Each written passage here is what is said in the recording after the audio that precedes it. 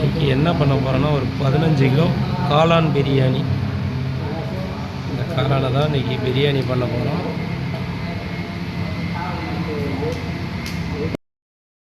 இன்றைக்கி எங்கே வேலைன்னா செங்கல்பட்டு பக்கத்தில் மதுராந்தகம் ஒரு 15 கிலோ காளான் பிரியாணி.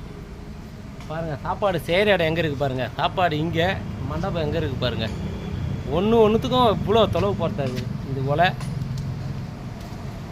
இது சாப்பாடு, இது காளான். முழுசாக வீடியோ இன்னும் கொஞ்சம் நேரத்தில் போடுறேன்.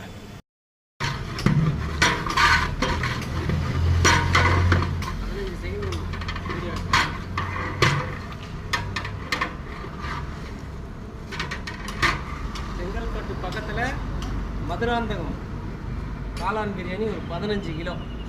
இங்கே சொன்னது 20 கிலோ சொன்னாங்க, ஆனால் 15 கிலோ தான் வந்துருக்கு.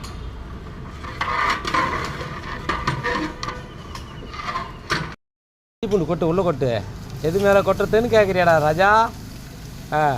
இந்தா அது மேலே தட்டு, அப்படியே தட்டு தட்டு. நான் பார்த்துட்டு விடு. போடு தக்காளி போடு. தயிர் பாக்கெட் ஏத்தா. காலை போடுப்பா ஒரு 15 கிலோ காளான்.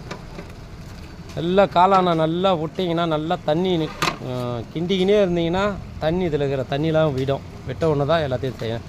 பிரியாணியை டம் கொடுக்கணும். நல்லா காளான் போட்டாச்சு.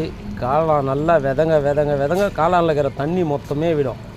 தண்ணி விட்டதுக்கப்புறம் தான் நீங்கள் தண்ணியே கட்டணும். அதுக்கு முன்னாடி தண்ணி கட்டினீங்கன்னா அப்புறம் சாப்பாடு கொஞ்சம் பொலன்னு ஆகிடும். அதனால் காளானில் எப்போவுமே தண்ணி இருக்கும். தண்ணி உர்ற வரலும் நல்லா கிண்டணும். தம்பி கிண்டு.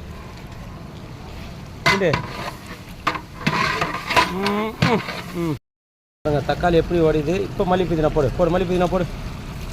அழிச்சாச்சா? நான் தான் அழிச்சின்னு வந்தேன்.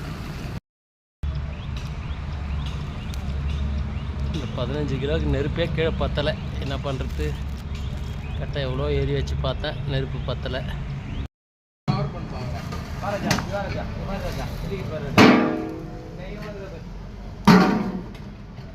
எப்படிக்குது? இன்னும் நெருப்பு சரியா இல்லை. கட் பண்ணிக்க. எப்படிக்குது சாப்பாடு? சரிதா? புடிக்கிட்டே